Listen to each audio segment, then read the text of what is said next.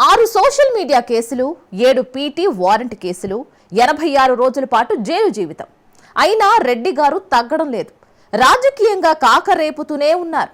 సింహపురిలో సింహనాదం చేస్తున్నారు. అరెస్టులకు భయపడేది లేదన్నారు మాజీ మంత్రి. జైళ్లు కేసులు ఏం చేయలేవంటూ సౌండ్ పెంచారు.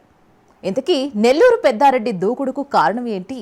అధినేత ఆశీస్సులు మెండుగా ఉండడంతో రెచ్చిపోతున్నారా? ఆయన అసలు టార్గెట్ ఎవరు? నెల్లూరు సెంట్రల్ జైలు నుంచి కాకా రిలీజ్. 86 రోజుల రిమాండ్ ఖైదీగా ఉన్న గోవర్ధన్ రెడ్డి.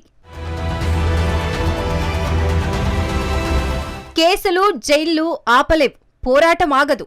మాజీ మంత్రి కాకాని గోవర్ధన్ రెడ్డి మాటలివి. 86 రోజుల పాటు జైల్లో ఊచలు లెక్కపెట్టిన ఆయన కూటమి ప్రభుత్వంపై కన్నెర్ర చేశారు. కేసుల గురించి ఎక్కడా ప్రస్తావించకుండానే చంద్రబాబు సర్కార్పై నిప్పులు చెరిగారు. మంత్రిగా, ఎమ్మెల్యేగా, జడ్పీ చైర్మన్ గా పనిచేసిన తనపై అక్రమ కేసులు పెట్టి జైల్లో ఉంచారని వాపోయారు. కాకాని గోవర్ధన్ రెడ్డికి ఆంధ్రప్రదేశ్ హైకోర్టు షరతులతో కూడిన బెయిల్ మంజూరు చేసింది. రుస్తుం మైన్స్ లో అక్రమ క్వార్జ్ మైనింగ్ ఆరోపణలతో ఆయనపై కేసు నమోదైంది. ఆ కేసులో కాకానీని A4 గా చేర్చారు. చాలా కాలం పరారీలో ఉన్న కాకాని గోవర్ధన్ రెడ్డిని కేరళలో అరెస్ట్ చేశారు. సుప్రీంకోర్టు కూడా ముందస్తు బెయిల్ ఇచ్చేందుకు నిరాకరించడంతో ఆయన జైలుకు వెళ్లక తప్పలేదు. కాకాని గోవర్ధన్ రెడ్డి జైల్లో ఉన్న సమయంలో వైసీపీ అధినేత జగన్మోహన్ రెడ్డి కూడా విమర్శించారు.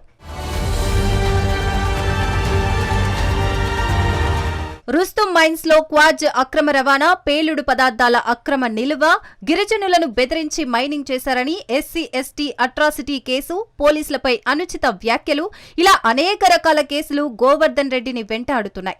జైలు నుంచి విడుదలయ్యాక కాకాని గోవర్ధన్ రెడ్డి నెల్లూరు జిల్లా పరిధిలో ఉండకూడదని హైకోర్టు ఆదేశాలున్నాయి.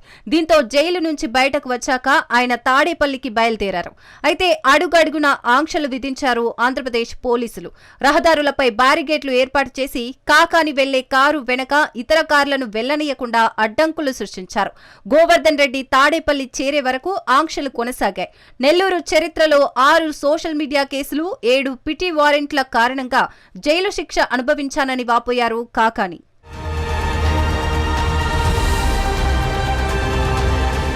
నెల్లూరు జిల్లా పొదలకూరు మండలం వరదపురం రుస్తుం క్వార్జ్ మైన్స్ లో జరిగిన అక్రమాలపై ఆరోపణలు ఎదుర్కొంటున్నారు కాకాని గోవర్ధన్ రెడ్డి. రుస్తుం మైన్స్ లో అక్రమ క్వార్జ్ తవ్వకాలు జరిగాయని, లీజు సమయం ముగిసిన తర్వాత కూడా 250 కోట్ల రూపాయల విలువైన క్వార్జ్ను తరలించారని మైనింగ్ అధికారి బాలాజీ నాయక్ ఫిర్యాదు మేరకు 2025 ఫిబ్రవరి 16న పొదలకూరు పోలీసులు కేసు నమోదు చేశారు. అలాగే ఒంగోలు ఎంపీ మాగుంట శ్రీనివాసులు రెడ్డి సంతకాన్ని ఫోర్జరీ చేసిన ఆరోపణలపై మరో కేసు నమోదైంది. ఇక కృష్ణపట్నం పోర్టు వద్ద అనధికార టోల్ గేట్ ఏర్పాటు చేసిన ఆరోపణలపై కేసు నమోదైంది. తహసీల్దార్ డిజిటల్ సంతకాన్ని ఫోర్జరీ చేసిన ఆరోపణలపై ఇంకో కేసు నమోదైంది. వరదాపురంలో ప్రభుత్వ భూమిని ఆక్రమించి గిరిజనులను బెదిరించారని, పేలుడు పదార్థాలను నిబంధనలకు విరుద్ధంగా వినియోగించారనే ఆరోపణలతో కాకానిపై కేసు నమోదైంది. అలాగే వెంకటాచలం సిఐ సుబ్బారావు, RI రవిని బెదిరించారని, కేసు విచారణను నిర్వీర్యం చేయడానికి ప్రయత్నించారని ఆరోపణలతో వేదాయపాలెం పోలీస్ స్టేషన్లో 2024 డిసెంబర్ 27న కేసు నమోదైంది. అంతేకాకుండా కాకాని వైసీపీ కార్యాలయంలో విలేకరుల సమావేశంలో పోలీసు అధికారులపై అనుచిత వ్యాఖ్యలు చేశారని ఫిర్యాదులు చేశారు. కావలి ప్రభుత్వ ఆసుపత్రిలో 2025 జనవరి 22న టీడీపీ, వైసీపీ వర్గాల మధ్య ఘర్షణ జరిగిన సందర్భంలో కాకాని పోలీసులపై అనుచిత వ్యాఖ్యలు చేశారని కేసు నమోదైంది. దీంతో 2025 మే 25న కాకాని గోవర్ధన్ రెడ్డి అరెస్ట్ అయ్యారు. అప్పటి నుంచి జైల్లో ఉన్న ఆయనకు 2025 ఆగస్టు 18న ఏపీ కోర్టు షరతులతో కూడిన బెయిల్ మంజూరు చేసింది.